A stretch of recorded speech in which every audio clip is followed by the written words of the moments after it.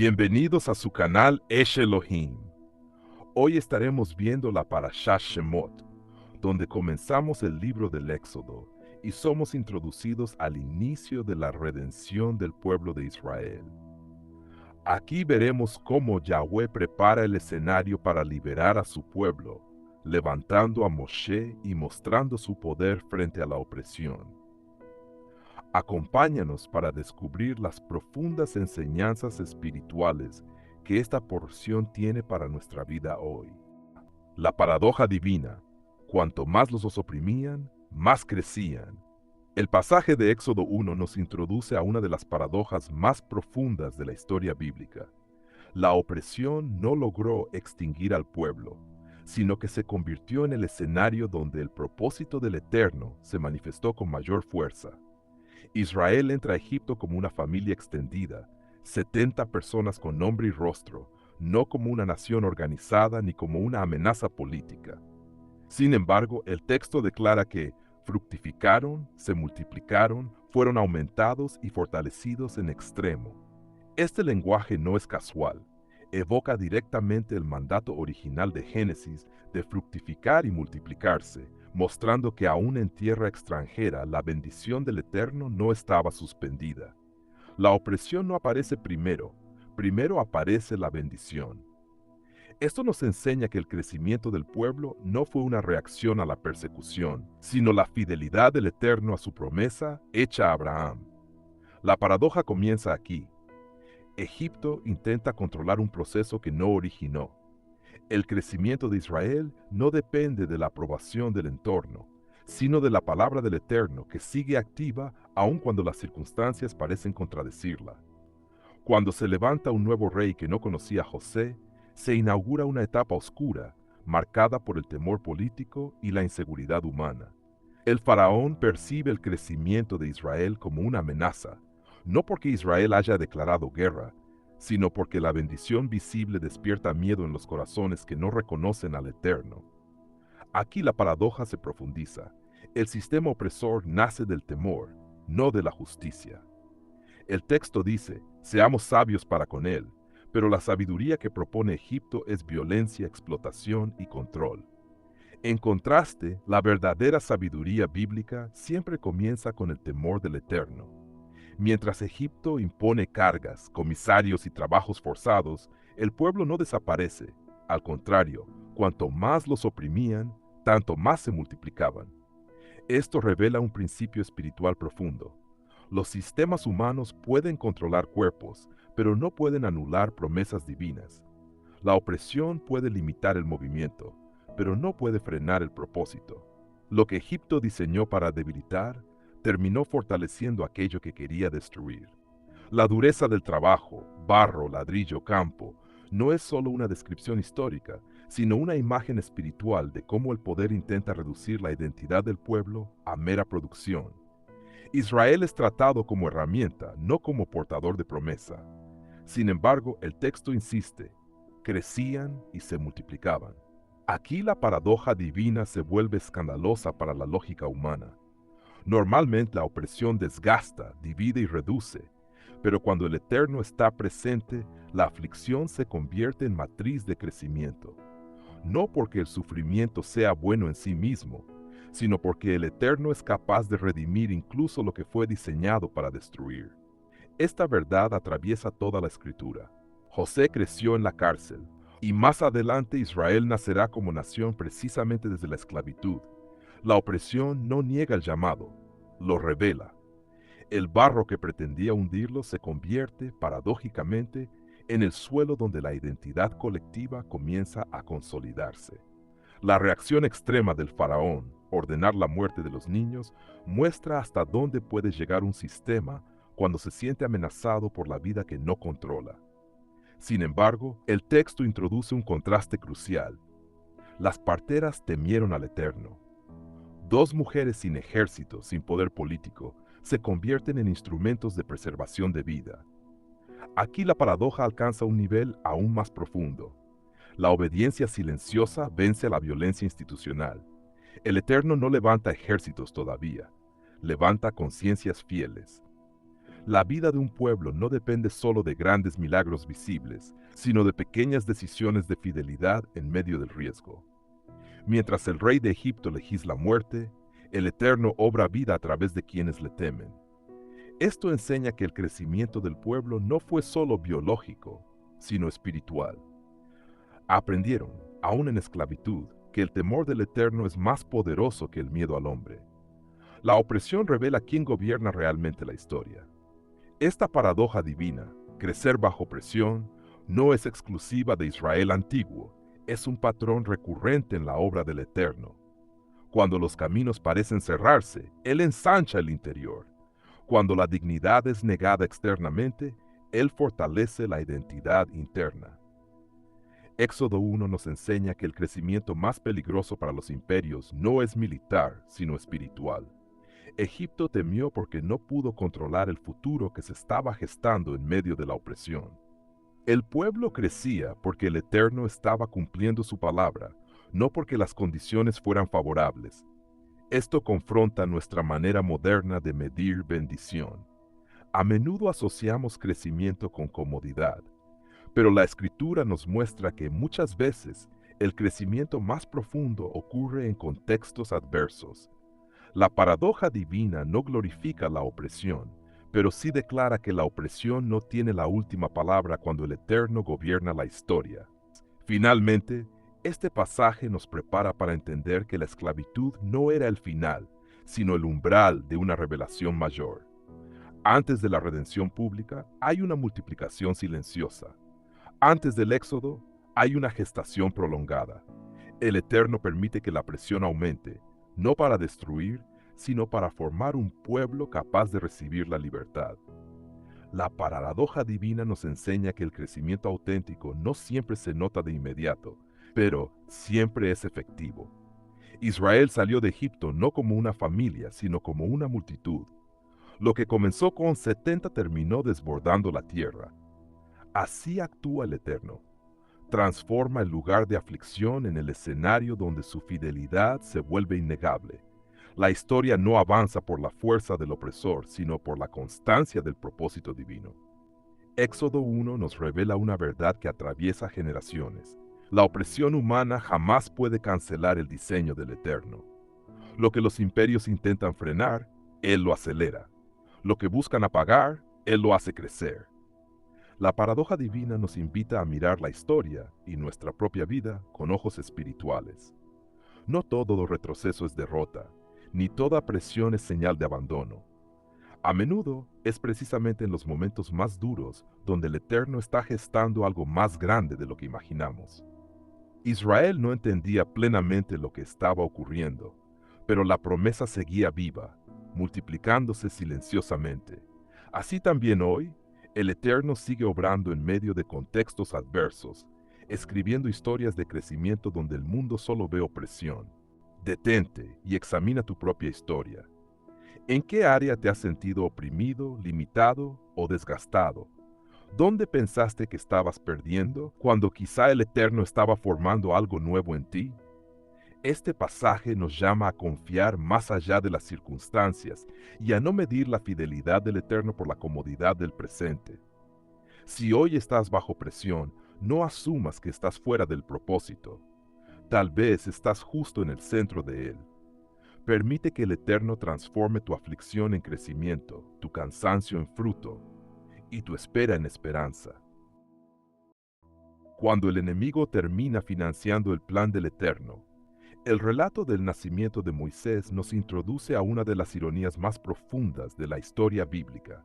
El mismo sistema que decretó la muerte del libertador terminó sosteniendo su vida, su formación y su futuro. Faraón, símbolo del poder opresor, ordenó ahogar a los niños hebreos para frenar el crecimiento de Israel, pero el Eterno no respondió con un acto inmediato de juicio, sino con una estrategia silenciosa. En lugar de confrontar el decreto con fuerza visible, permitió que ese mismo decreto creara el escenario perfecto para exponer la fragilidad del poder humano frente a su soberanía. Moisés no sobrevive escapando de Egipto, sino creciendo dentro de él. Aquí aprendemos que el Eterno no siempre destruye al enemigo de inmediato, Muchas veces lo utiliza como instrumento involuntario para cumplir sus designios. Como dijo Charles Spurgeon, Dios no solo vence a sus enemigos, los hace servir a sus propósitos. Esta verdad confronta nuestra manera limitada de entender la victoria. No siempre se manifiesta como liberación inmediata, sino como provisión inesperada en medio del sistema que oprime. La hija de Faraón representa una grieta en la estructura del poder. Ella no cuestiona públicamente el decreto de su padre, pero actúa en compasión cuando ve al niño. El texto no dice que vio un hebreo, dice que vio un niño que lloraba. El Eterno usa ese instante humano para revertir una política de muerte. Lo más impactante es que no solo salva a Moisés, sino que paga a su propia madre para criarlo. El opresor termina financiando la formación del libertador. Esto revela una verdad teológica profunda. Cuando el Eterno está obrando, ni siquiera los recursos del enemigo están fuera de su control. Aquello que fue diseñado para destruir termina sosteniendo. El salario que venía de la casa de Faraón se convierte en provisión santa. Aquí el mensaje es claro para todo creyente. No temas cuando tu sustento parece venir de sistemas que no honran al Eterno. Él es capaz de redimir incluso el origen de la provisión para cumplir su propósito eterno. Este pasaje nos enseña que el Eterno no improvisa. Él reina incluso sobre las decisiones inconscientes de los poderosos. Faraón cree tener el control, pero su propia casa está siendo usada para levantar al hombre que confrontará su trono. Moisés aprende la lengua, la cultura, la administración y la estrategia de Egipto no por casualidad, sino por diseño divino. El enemigo financia la educación del profeta que anunciará su juicio. Como afirmó Agustín de Hipona, Dios juzga a las naciones usando a quienes ellas mismas han formado. Aquí vemos que el Eterno no solo rescata, también prepara. No saca a Moisés del palacio, lo forma en él. Esto nos enseña que muchos procesos incómodos, lugares contradictorios y sistemas hostiles pueden ser aulas divinas. El creyente no debe interpretar su entorno únicamente por lo que parece, sino por lo que el Eterno está gestando en silencio. Hay una lección pastoral poderosa en este texto. El Eterno puede usar al enemigo sin convertirlo en amigo. La hija de Faraón no se convierte al Elohim de Israel, pero su acción es usada para preservar la vida. Esto rompe la idea simplista de que solo los justos participan en el plan divino. El Eterno gobierna sobre todos, aun sobre quienes no lo reconocen. El corazón del rey, dice la Escritura, está en la mano del Eterno. El sistema egipcio no se arrepiente, pero coopera involuntariamente. Esto da esperanza al pueblo del Eterno cuando vive bajo gobiernos injustos o estructuras opresivas. Nada está fuera de su control. El enemigo puede creer que domina el escenario, pero solo actúa dentro de los límites que el Eterno permite. La cruz misma es el mayor ejemplo. Roma y los líderes religiosos creyeron eliminar a Yeshua, pero financiaron la redención del mundo. Este pasaje también confronta nuestro concepto de justicia inmediata. Muchos esperarían que el Eterno destruyera a Faraón de inmediato, pero él decide esperar. Mientras tanto, permite que el opresor prospere, incluso que participe en su plan. Esto requiere fe madura para ser entendido. La madre de Moisés no vio la liberación de Israel, pero confió su hijo al cuidado del Eterno. La hija de Faraón no imaginó que ese niño confrontaría a su propia casa. Aquí vemos un patrón bíblico consistente. El Eterno no desperdicia el mal, lo transforma. No aprueba la injusticia, pero la somete a su soberanía. Esta verdad sostiene al creyente en medio de la espera y la aparente contradicción. Finalmente, este tema nos invita a ver nuestra historia personal con nuevos ojos. Tal vez aquello que te hirió, te limitó o te oprimió está siendo usado por el Eterno como parte de tu preparación. Tal vez el lugar donde pensaste perderte fue el lugar donde fuiste formado. Moisés no eligió Egipto, pero Egipto fue usado para formarlo. El enemigo no sabía que estaba financiando su propia derrota. Así también ocurre hoy. El Eterno sigue escribiendo historias donde la opresión no tiene la última palabra. El plan divino no depende de la buena voluntad humana, sino de la fidelidad eterna. Cuando entendemos esto, dejamos de vivir desde el temor y comenzamos a caminar desde la confianza. El relato de Moisés nos revela una de las verdades más consoladoras de la fe bíblica. El Eterno reina incluso cuando parece que el enemigo domina. No solo limita al opresor, sino que lo convierte en instrumento involuntario. La arquilla en el Nilo, la compasión de una princesa y el salario pagado a una madre hebrea nos muestran que el propósito del Eterno avanza aún en territorios hostiles. Nada escapa a su gobierno. El plan del Eterno no puede ser cancelado, retrasado ni frustrado por decretos humanos. Aun cuando el mal parece tener recursos, esos recursos están bajo su autoridad. El enemigo puede financiar, pero jamás controlar el final de la historia. Hoy el Eterno te invita a mirar tu historia con fe renovada. Aquello que te pareció una pérdida, una injusticia o una contradicción puede estar siendo usado para formar algo mayor de lo que imaginas. No desprecies los procesos difíciles, ni temas a los sistemas que parecen dominarte. Entrégale al Eterno incluso lo que no entiendes. Confía en que Él sigue gobernando, sigue escribiendo y sigue cumpliendo sus promesas. Si el enemigo financió la formación de Moisés, también estar siendo usado sin saberlo para cumplir el propósito del Eterno en tu vida. Detente, confía y camina con esperanza. Cuando el libertador aún no sabe que lo es. Hay llamados que nacen en el corazón mucho antes de ser entendidos por la mente. Moisés creció en el palacio, rodeado de privilegios, educación y poder, pero el texto nos dice que salió a ver a sus hermanos. Esa frase revela una inquietud interior que no fue sembrada por Egipto, sino por el propósito del Eterno. Moisés aún no sabía que era libertador, pero ya no podía ignorar el dolor de su pueblo. El llamado genuino siempre produce incomodidad frente a la injusticia. Sin embargo, el problema no es sentir el llamado, sino ejecutarlo sin dirección divina. Moisés reacciona con violencia, creyendo que la fuerza resolvería lo que solo el Eterno podía ordenar. Aquí aprendemos que el celo sin proceso puede convertirse en obstáculo, aun cuando la intención sea correcta. El libertador nace con sensibilidad, pero debe aprender obediencia. Como bien se ha dicho en la predicación clásica, el llamado puede ser verdadero, pero inmaduro. El Eterno permite que el llamado se manifieste antes de revelarse plenamente, porque primero debe ser purificado. El asesinato del egipcio no cancela el propósito del Eterno, pero sí expone la condición interna de Moisés.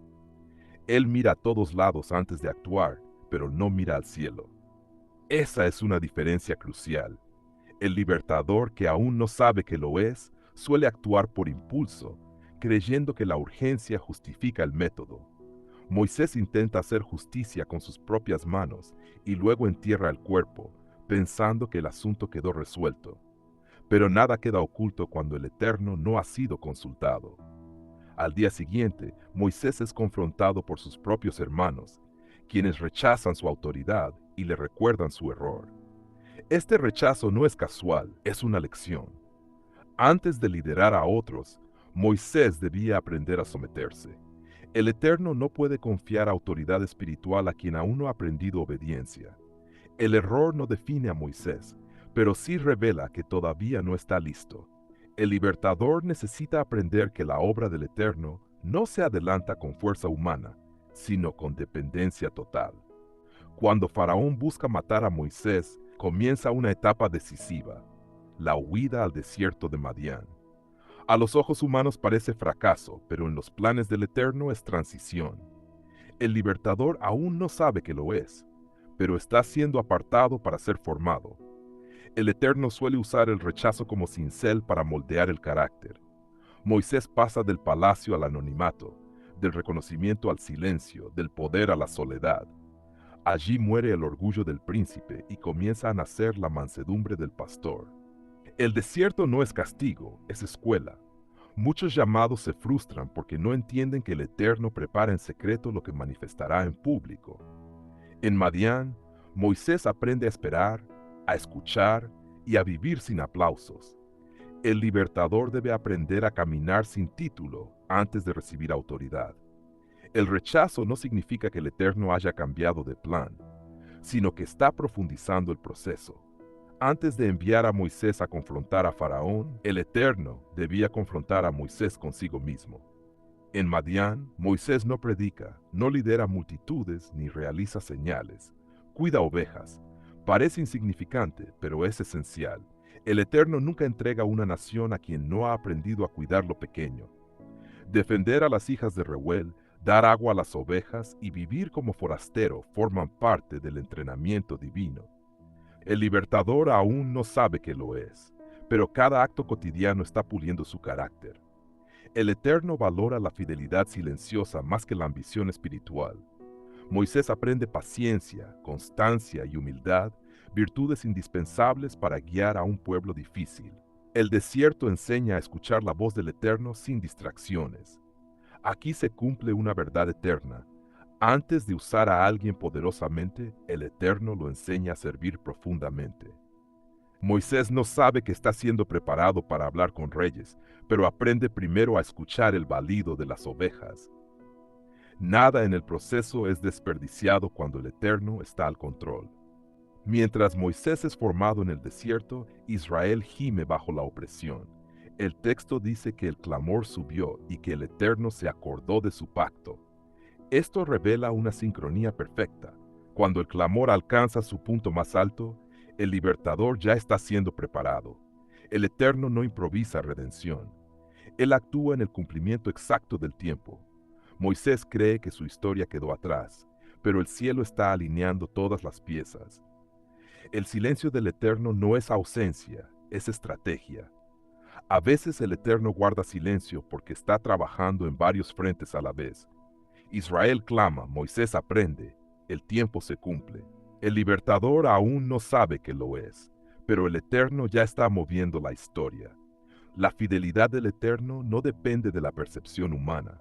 Cuando parece que nada sucede, en realidad todo se está preparando. El capítulo concluye diciendo que el Eterno miró a los hijos de Israel y los reconoció. Esa misma mirada estaba sobre Moisés en el desierto.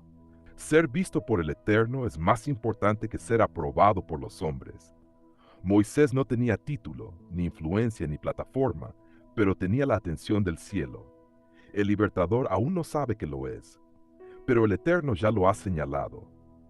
El proceso forma identidad antes que función. Moisés necesitaba saber quién era delante del Eterno antes de saber qué haría delante de Faraón. El Eterno no llama por habilidades, sino por propósito. Cuando el momento llegue, Moisés no actuará desde el impulso, sino desde la obediencia. El libertador que ha sido formado en secreto no necesita validación pública. Basta con saber que el Eterno lo ha visto, lo ha probado y lo ha preparado. La historia de Moisés nos enseña que el propósito del Eterno no se manifiesta de forma inmediata, sino progresiva.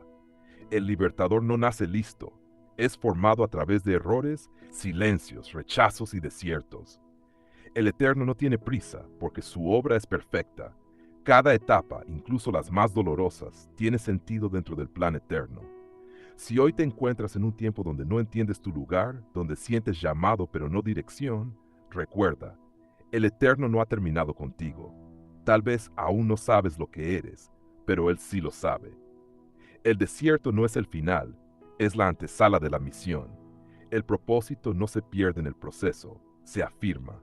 Hoy el Eterno nos invita a rendirnos al proceso, a dejar de correr antes de tiempo, a aceptar el desierto como escuela y no como castigo. Tal vez has sentido en tu corazón que naciste para algo más, pero todo parece detenido. No te desesperes. El libertador aún no sabe que lo es, pero el Eterno ya está obrando. Permite que Él forme tu carácter antes de revelar tu asignación. Abraza el silencio, honra el proceso y confía en el tiempo perfecto del Eterno. Cuando llegue el día, no solo serás llamado, estarás preparado. Un esclavo en libertad llamado a libertar. La historia comienza con una imagen aparentemente común: Moisés apacentando ovejas en el desierto de Madián. Sin embargo, detrás de esa escena cotidiana se esconde una verdad profunda. Moisés no es un hombre sin historia. Es alguien que ha pasado de palacio a desierto, de privilegio a anonimato. Exteriormente es libre, pero ahora pertenece por completo al Eterno. Ya no vive para sí mismo, es un esclavo de Dios.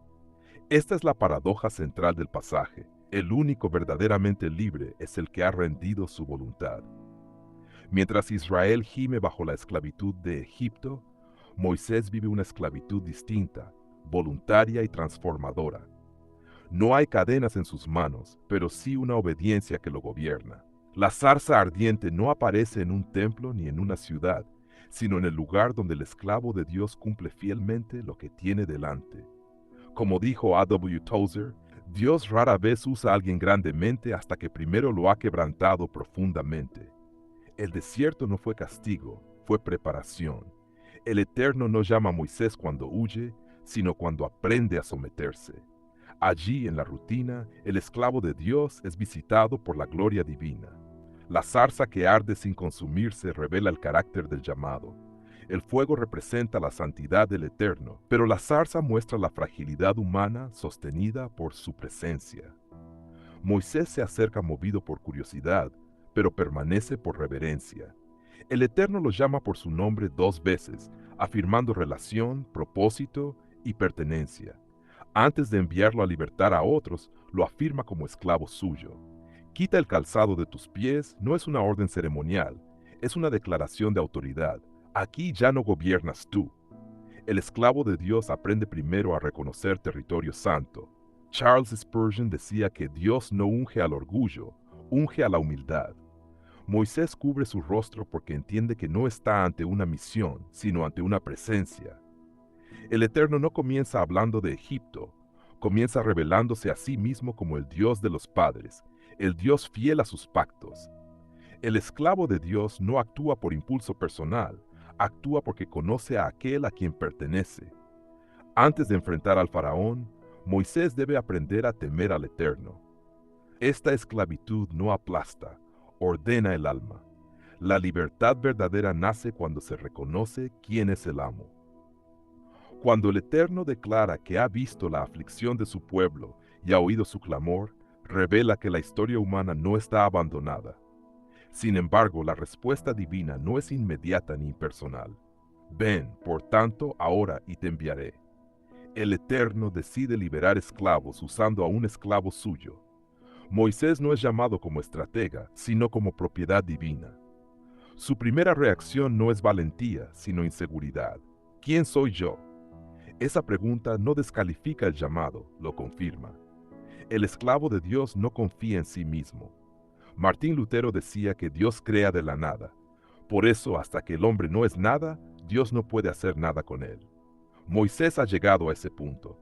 El Eterno no responde exaltando a Moisés, sino prometiendo su presencia. Yo estaré contigo. Esa es la garantía del esclavo de Dios. No es la capacidad lo que libera naciones, es la obediencia sostenida por la presencia divina. Moisés no será libre porque vence al faraón, vencerá al faraón porque ya es libre interiormente. El esclavo del Eterno no necesita control porque vive bajo dirección. Su autoridad nace de su rendición total.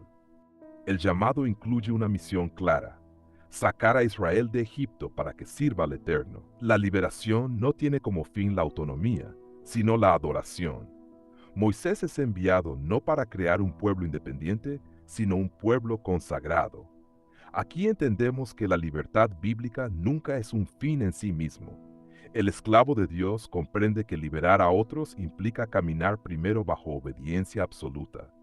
Cuando Moisés pregunta por el nombre del Eterno, recibe una de las revelaciones más profundas de toda la Escritura. Yo soy el que soy. El esclavo de Dios no sirve a un concepto, sirve a un ser eterno, autosuficiente y fiel.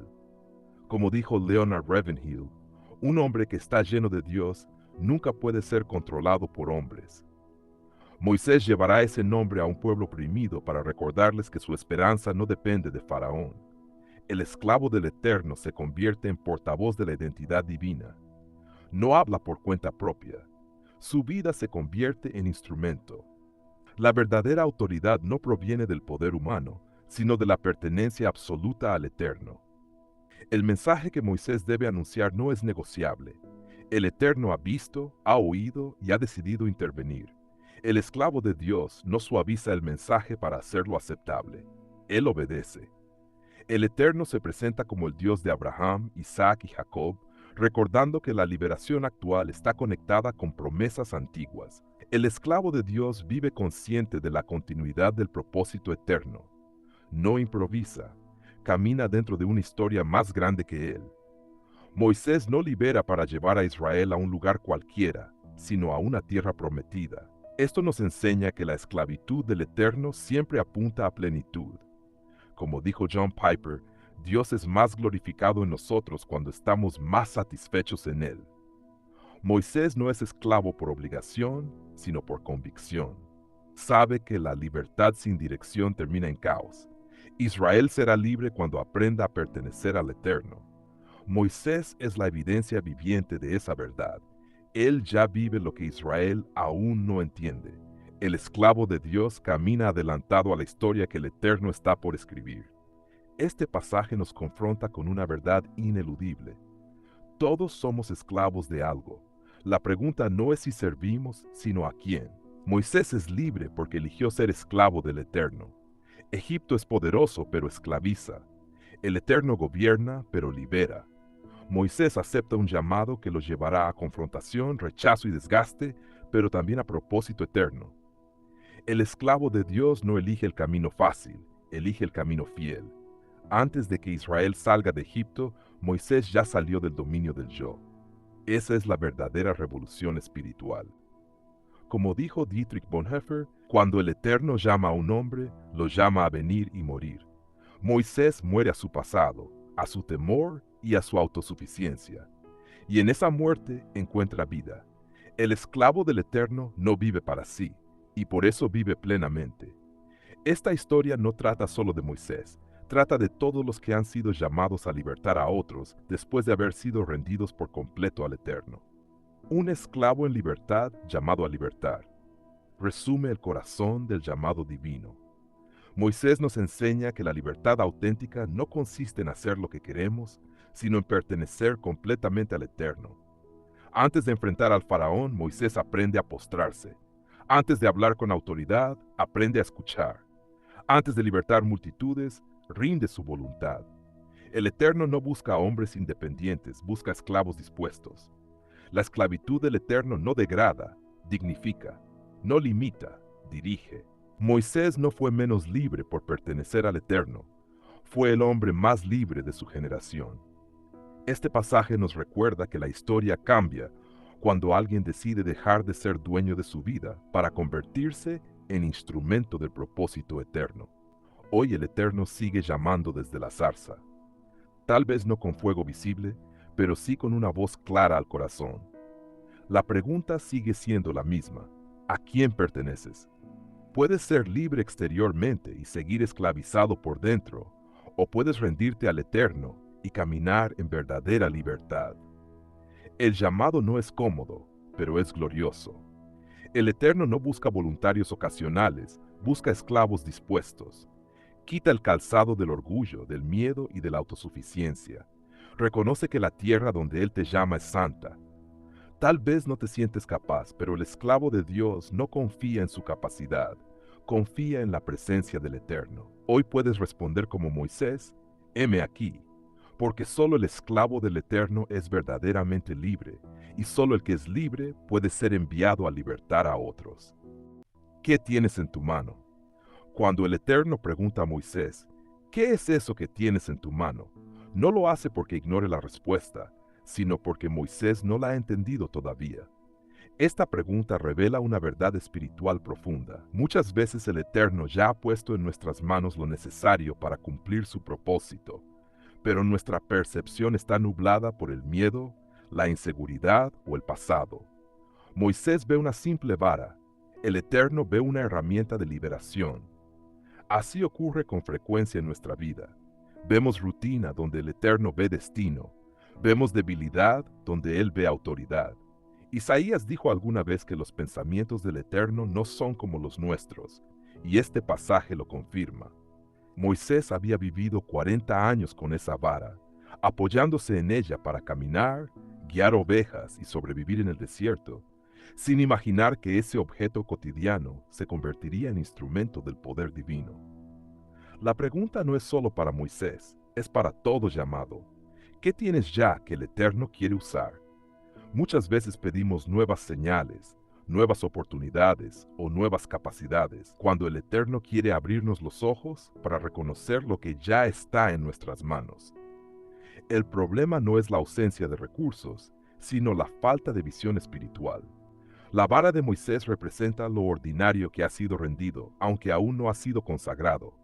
No era un cetro real ni un arma poderosa, era el símbolo de una vida sencilla, incluso de un aparente fracaso. Moisés había pasado de palacios a desiertos, de privilegios a anonimato. Sin embargo, el Eterno no desprecia lo que el hombre considera pequeño.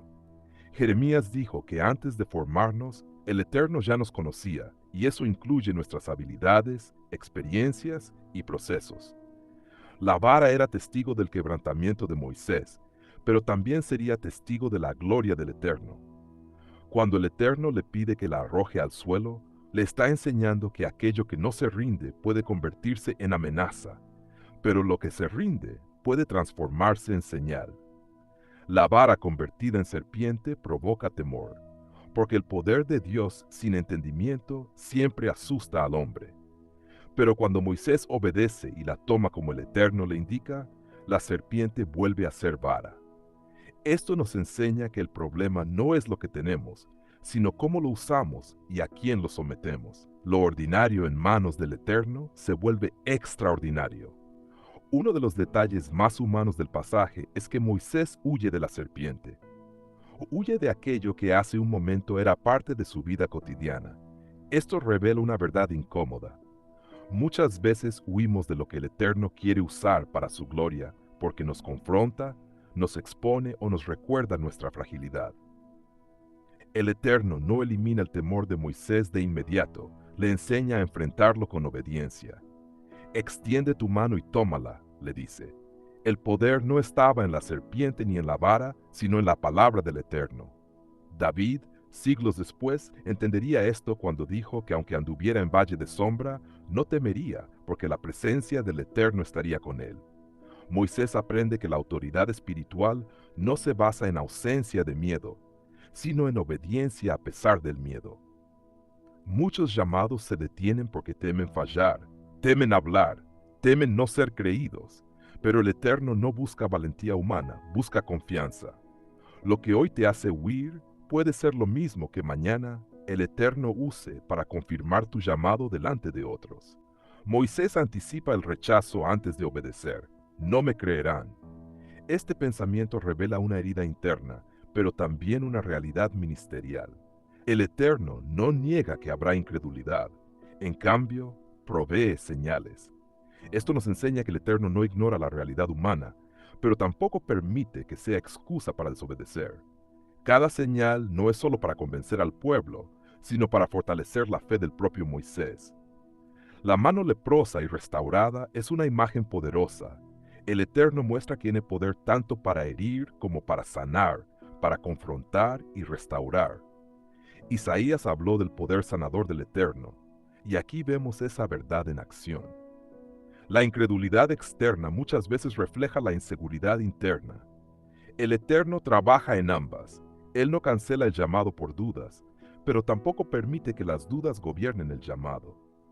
Moisés debía entender que no iba en su nombre, ni con su elocuencia, ni con su reputación, sino respaldado por aquel que escucha el clamor del oprimido. La vara, la mano y el agua transformada en sangre apuntan a una sola verdad. El Eterno gobierna sobre toda resistencia. Cuando Moisés confiesa que es torpe de lengua, el Eterno no lo contradice. No le dice que está equivocado, le revela algo más profundo. ¿Quién es el creador de la boca? Aquí se rompe uno de los grandes mitos espirituales, que el llamado depende de nuestras habilidades. El Eterno no llama a Moisés por su capacidad de hablar, sino por su propósito eterno. Jeremías también se sintió incapaz y joven, pero el Eterno puso sus palabras en su boca. El problema nunca ha sido la falta de elocuencia, sino la falta de dependencia. Yo estaré con tu boca, le dice el Eterno. Esta promesa trasciende generaciones. No es una promesa de perfección, sino de presencia. Moisés aprende que el poder no está en cómo habla, sino en quién habla a través de él. Incluso cuando el Eterno añade a Aarón, no está reemplazando a Moisés, sino enseñándole que el llamado no siempre se cumple en soledad. La vara sigue en la mano de Moisés, recordándole que aunque otros ayuden, la responsabilidad del llamado sigue siendo personal. El pasaje concluye con una instrucción clara. Tomarás en tu mano esta vara, no una nueva, no una diferente, no una celestial, la misma vara. Esto es profundamente revelador. Moisés sale del encuentro con el Eterno con el mismo objeto, pero ya no es el mismo hombre. El encuentro no cambió la vara, cambió la perspectiva. Muchas veces esperamos que el Eterno nos dé algo nuevo cuando Él quiere revelarse en lo que ya tenemos. La vara ahora representa autoridad delegada, obediencia probada y poder respaldado por la presencia divina. Más adelante, esa misma vara abrirá el mar, traerá agua de la roca y será testigo de la fidelidad del Eterno. Todo comenzó con una pregunta sencilla. ¿Qué tienes en tu mano? El Eterno no inicia la liberación de Israel con ejércitos, sino con un pastor dispuesto a obedecer. La historia nos enseña que el llamado no comienza cuando todo está claro, sino cuando confiamos. Lo que tienes hoy, en manos rendidas, puede convertirse en instrumento eterno. La pregunta del Eterno sigue resonando hoy con la misma fuerza. ¿Qué tienes en tu mano? No pregunta por lo que te falta, sino por lo que ya te confió. Moisés no recibió su llamado cuando entendió todo, sino cuando obedeció lo poco. La vara no era impresionante, pero estaba disponible. Así funciona el reino del Eterno. Él no busca perfección, busca rendición. Muchas veces despreciamos nuestra historia, nuestras habilidades simples o incluso nuestras heridas, sin comprender que todo eso forma parte del proceso del llamado. El Eterno no desperdicia nada cuando se lo entregamos. La liberación de un pueblo comenzó con una vara levantada en obediencia. Hoy tu llamado puede estar esperando exactamente lo mismo, que reconozcas lo que ya está en tus manos y lo pongas delante del Eterno sin reservas. Hoy el Eterno no te está pidiendo lo que no tienes, sino lo que ya está en tus manos. Tal vez has estado mirando tu vida con ojos de fracaso, rutina o insignificancia, pero el Eterno la ve con propósito eterno.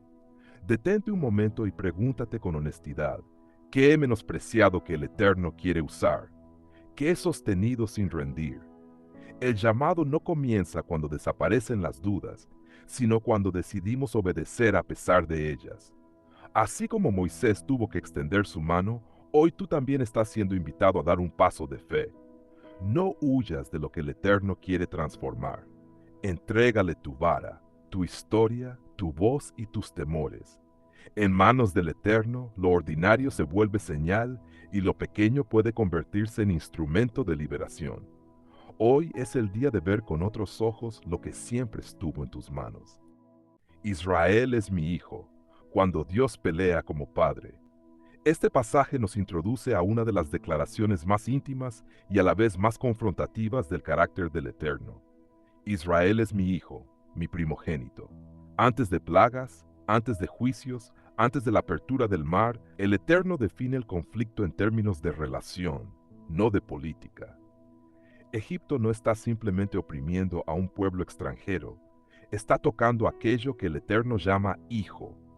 En la Escritura, el concepto de hijo no es solo afectivo, es legal, espiritual y representativo.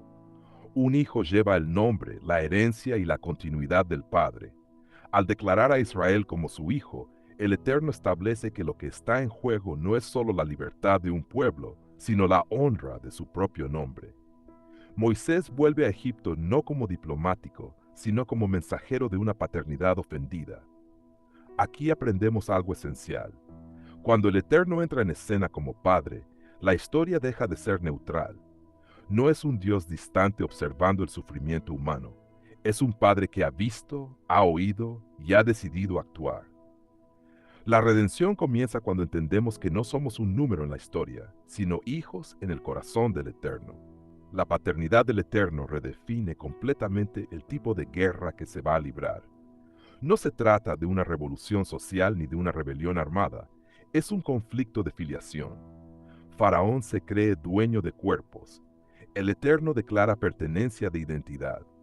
Cuando un padre pelea, no lo hace por expansión territorial, lo hace por amor, por justicia y por responsabilidad. Muchos predicadores han dicho que Dios puede tolerar el rechazo personal, pero no la opresión de sus hijos. Aquí vemos esa verdad encarnada. El Eterno no solo exige, deja ir a mi pueblo, sino deja ir a mi hijo. Esto eleva el nivel del conflicto. No liberar a Israel no es desobediencia política, es violencia familiar espiritual. Y cuando un padre es ignorado, las consecuencias son inevitables. El mensaje es claro. Tocar al pueblo del Eterno es tocar su corazón. Moisés tiene que comprender esto antes de enfrentar a Faraón, porque un libertador inseguro no puede representar a un padre decidido. La autoridad de Moisés no nace de su elocuencia, sino de la identidad de aquel que lo envía. Este pasaje también revela algo profundamente incómodo. El amor paternal del Eterno no excluye el juicio. El mismo Dios que llama a Israel mi hijo, declara que si Faraón persiste, su propio primogénito será herido. Esto no es crueldad, es justicia proporcional. En la mentalidad bíblica, el primogénito representa el futuro, la continuidad, la esperanza de una casa. Faraón ha decretado muerte contra los hijos hebreos. El Eterno responde mostrando que la vida no es negociable. Aquí entendemos que la misericordia rechazada se transforma en juicio. El Eterno no actúa impulsivamente, advierte, llama, espera, pero cuando la opresión continúa, actúa como Padre que protege. Esta verdad confronta una fe cómoda que quiere bendición sin responsabilidad. El amor del Eterno es tierno, pero no es pasivo. Es un amor que defiende, que corrige y que interviene. Moisés aprende que ser enviado por el Eterno implica anunciar tanto consuelo para los oprimidos como advertencia para los soberbios. Hay algo más profundo aún. El Eterno no solo pelea por su hijo, sino que pelea para que su hijo le sirva. Deja ir a mi hijo para que me sirva. La libertad bíblica nunca es autonomía absoluta, es libertad para pertenecer. Israel no sale de Egipto para hacer lo que quiera, sino para adorar en el monte del Eterno. Esto rompe nuestra idea moderna de libertad. Ser hijo no significa ausencia de autoridad, sino relación correcta con ella. Moisés, como esclavo del Eterno, es libre. Israel, esclavizado por Faraón, es oprimido. Aquí está la paradoja gloriosa. El Eterno no libera para independencia, libera para comunión. Como dijo un predicador antiguo, el verdadero éxodo no es salir de Egipto, es entrar en la voluntad del Padre. La batalla del Eterno no busca simplemente cambiar de amo, sino restaurar el diseño original de adoración y obediencia. El Padre pelea para que sus hijos vuelvan a casa. Este texto también nos confronta personalmente. ¿Cómo nos vemos nosotros? ¿Como empleados espirituales o como hijos? Porque solo quien entiende la paternidad del Eterno puede caminar sin miedo ante los faraones de su tiempo. Moisés regresa sabiendo que no va solo, que no representa una idea, sino una relación viva. Cuando el Eterno se revela como Padre, el miedo cambia de lugar. Ya no es el pueblo quien debe temer al poder humano, es el poder humano quien debería temer tocar lo que pertenece al Eterno. Esta verdad sigue vigente. Sistemas, ideologías y estructuras pueden oprimir, pero no pueden destruir aquello que el Padre ha decidido defender. La historia demuestra que los imperios pasan, pero los hijos del Eterno permanecen. Moisés camina hacia Egipto con una vara en la mano, pero con una revelación en el corazón. No está defendiendo una causa, está representando a un padre. Finalmente, este pasaje nos enseña que la historia humana avanza cuando el Eterno decide intervenir como padre y no solo como juez. La redención comienza con identidad. Israel todavía es esclavo, pero ya ha sido nombrado hijo. Antes de salir físicamente, ya ha sido afirmado espiritualmente. Eso nos recuerda que muchas veces el Eterno nos llama hijos mientras aún estamos en cadenas, porque la libertad empieza con la palabra que Él pronuncia sobre nosotros. Moisés no lleva un discurso motivacional, lleva una declaración divina. Y esa declaración es suficiente para poner en marcha toda la historia de la liberación. Cuando el Padre habla, el destino cambia. Cuando el Padre se levanta, ningún faraón puede permanecer en pie.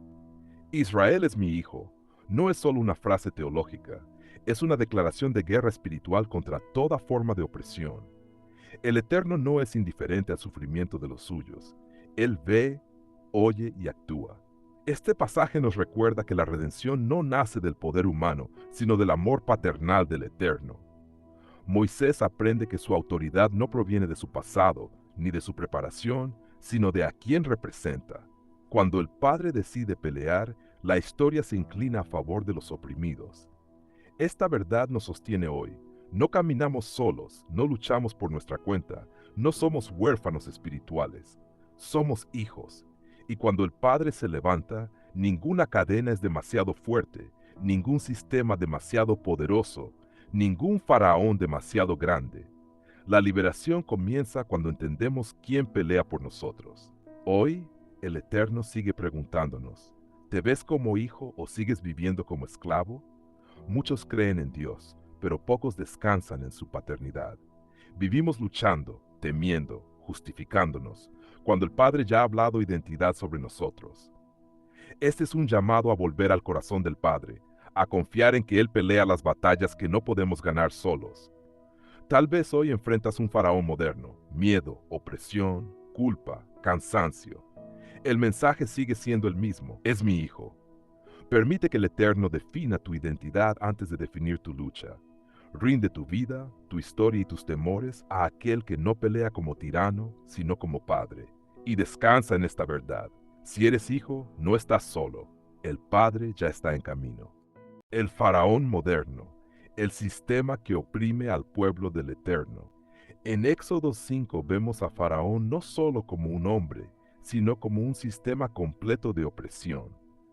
Cuando Moisés y Aarón llegan con el mensaje del Eterno, Faraón responde con desprecio. ¿Quién es el Eterno para que yo oiga su voz? Aquí no está negando solo a Dios, está defendiendo un sistema que se sostiene sobre la explotación. Faraón representa todo poder que se levanta contra la voluntad divina, todo sistema que necesita esclavos para prosperar. Hoy también existen faraones modernos, estructuras políticas, económicas, espirituales y culturales que esclavizan a la gente con deudas, adicciones, pecado, miedo y religiosidad vacía. El enemigo no siempre usa cadenas visibles. Muchas veces utiliza rutinas, presión social y falsas promesas de éxito. Como dijo un predicador famoso, el mayor triunfo del enemigo es convencerte de que tu esclavitud es normal. Faraón no quiere que el pueblo adore, porque la adoración rompe cadenas. El sistema teme a la libertad espiritual. Cuando alguien decide obedecer al Eterno, el sistema reacciona porque sabe que está perdiendo control. Por eso Faraón endurece la carga, porque así actúan los sistemas opresores. Cuando sienten que pierden poder, oprimen más. Observa que Faraón no dice, voy a castigar a Moisés, sino que castiga al pueblo. El sistema siempre ataca a los inocentes para intimidar a los líderes. Quitar la paja pero exigir la misma producción es una estrategia de opresión. Menos recursos, más exigencia. Así funciona hoy el faraón moderno. Te quita paz, tiempo, familia, dignidad, pero exige más productividad, más rendimiento, más éxito. El mundo te dice, produce, trabaja, rinde, pero no descanses, no adores, no te detengas. El Eterno, en cambio, instituyó el reposo. El sistema no quiere que pares, porque al detenerte puedes escuchar la voz del cielo. Faraón llama ociosidad al deseo de adorar. Así también hoy, cuando alguien quiere congregarse, orar, servir, el sistema dice, eso es pérdida de tiempo. Jeremías dijo una vez que el corazón del hombre se desvía fácilmente, y el sistema se aprovecha de eso para atraparnos. El faraón moderno quiere tu cuerpo cansado y tu espíritu vacío. pero el Eterno quiere tu corazón libre. Esta lucha no es solo externa, es interna. ¿A quién obedeces? ¿Al sistema o a la voz del cielo? Cuando la presión aumenta, el pueblo se desanima y culpa a Moisés. Esto revela algo profundo. El sistema logra que las víctimas peleen entre sí. Faraón no necesita defenderse. El mismo pueblo ataca a su libertador. Hoy pasa igual. Personas oprimidas defienden sistemas que los destruyen. Defienden ideologías, hábitos y pecados que los esclavizan. Como dijo un predicador, el cautivo puede llegar a amar su prisión. Los capataces se quejan, pero regresan al trabajo. Sufren, pero no se rebelan. El sistema los ha domesticado. El enemigo sabe que si logra cansarte lo suficiente, dejarás de soñar con libertad. Pero el Eterno no se olvida de su pueblo. Él escucha el clamor, aunque el pueblo esté confundido. Isaías dijo una vez que el Eterno escucha el clamor del oprimido. Aunque Moisés duda, aunque el pueblo se queja, el plan del cielo sigue en marcha. El faraón moderno quiere que pierdas la esperanza, que creas que nada cambiará. Pero el Eterno trabaja en silencio, preparando una liberación sobrenatural. Moisés también se ve afectado. Él vuelve al Eterno y le dice, ¿para qué me enviaste? Aquí vemos a un líder cansado, frustrado, casi quebrado. El sistema no solo oprime al pueblo, también desgasta a los líderes. Faraón quería que Moisés se rindiera. Hoy muchos siervos del Eterno abandonan su llamado por la presión, la crítica y la falta de resultados inmediatos. Pero el cielo responde con una promesa poderosa. Ahora verás lo que yo haré. Esta frase marca un cambio de temporada. Cuando el sistema parece más fuerte, es porque el milagro está más cerca. El Eterno no actúa con prisa, actúa con propósito. Como dijo un predicador, Dios nunca llega tarde, llega justo cuando el escenario está listo para su gloria. El faraón moderno cree que controla todo, pero no sabe que su tiempo está contado. El endurecimiento del corazón de Faraón solo prepara su caída. Así ocurre con todo sistema injusto. Tarde o temprano se derrumba. El Eterno sigue siendo soberano sobre reyes, gobiernos y estructuras humanas. Este pasaje nos enseña que la verdadera esclavitud no siempre es física. Hay personas libres exteriormente, pero esclavas por dentro. El faraón moderno puede ser el pecado, el ego, el dinero, el miedo, la religión sin vida. Y el mensaje del Eterno sigue siendo el mismo. Deja ir a mi pueblo. Él quiere liberarnos para adorarlo, no para vivir sin propósito. Libertad no es hacer lo que quieras, es vivir para quien te creó. El sistema te promete éxito, pero te roba el alma. Yeshua dijo una vez que de nada sirve ganar el mundo si pierdes tu alma. El Eterno quiere restaurar tu identidad. Israel era esclavo, pero el Eterno lo llama mi pueblo. El sistema te llama número, cliente, empleado, pero el cielo te llama hijo. Cuando el Eterno entra en escena, cambia tu historia. No importa cuántos faraones se levanten, ninguno puede detener lo que Dios decretó. La libertad es un proceso, no un evento. Antes del Mar Rojo viene el aumento del látigo. Antes del milagro viene la prueba, pero el cielo nunca falla. Hoy el mensaje sigue vigente. No te conformes con la esclavitud moderna. No aceptes como normal lo que te roba paz y propósito. El faraón moderno quiere que vivas cansado, vacío y frustrado. El Eterno quiere que vivas en plenitud. Tal vez estás en una etapa donde obedecer parece empeorar las cosas. No te rindas. Moisés no vio resultados inmediatos, pero estaba sembrando liberación. Cada oración, cada paso de fe, cada acto de obediencia prepara el terreno para tu libertad. Como dijo un predicador, la noche es más oscura justo antes del amanecer. El sistema no tiene la última palabra. El Eterno sigue en control. Él escucha tu clamor, ve tu aflicción y ha descendido para librarte. No es casualidad que estés escuchando este mensaje. Tal vez el cielo te está diciendo, resiste un poco más, ya viene mi mano fuerte. El faraón moderno caerá, pero los que confían en el Eterno permanecerán firmes. El faraón moderno sigue existiendo, aunque ya no use coronas ni palacios. Hoy se manifiesta en sistemas que esclavizan el alma, en hábitos que destruyen, en estructuras que oprimen. Pero el mensaje del Eterno sigue siendo el mismo: libertad. Él no nos creó para vivir bajo látigos invisibles. Así como escuchó el clamor de Israel, hoy escucha tu clamor. No importa cuántas veces hayas intentado salir y hayas fracasado, el cielo no se ha rendido contigo. Moisés dudó, el pueblo se quejó, pero el plan siguió avanzando. La opresión no detiene a Dios, solo acelera su intervención. Recuerda, cuando el sistema aprieta, es porque está perdiendo control. El Eterno está a punto de actuar con mano fuerte. Confía, persevera y no regreses a Egipto mentalmente. Tu libertad ya fue decretada. Hoy te invito a examinar tu vida. ¿Qué faraón te está oprimiendo? ¿Qué sistema, pecado, miedo o hábito te mantiene esclavo? Tal vez no hay cadenas visibles, pero tu corazón está cansado. El Eterno te llama a salir de Egipto. No pospongas tu libertad. No te acostumbres a vivir sin gozo. Hoy es el día para levantar tu voz y decir: Eterno, quiero ser libre. Entrega lo que te ata, suelta lo que te destruye. Decide creer, aunque todo parezca empeorar. La libertad comienza cuando decides obedecer. Ora, busca, persevera. El mismo Dios que libertó a Israel sigue obrando hoy. No importa cuán grande sea tu faraón, el cielo es más poderoso. Hoy el Eterno te dice: yo pelearé por ti. Da el paso, sal de Egipto y camina hacia tu propósito.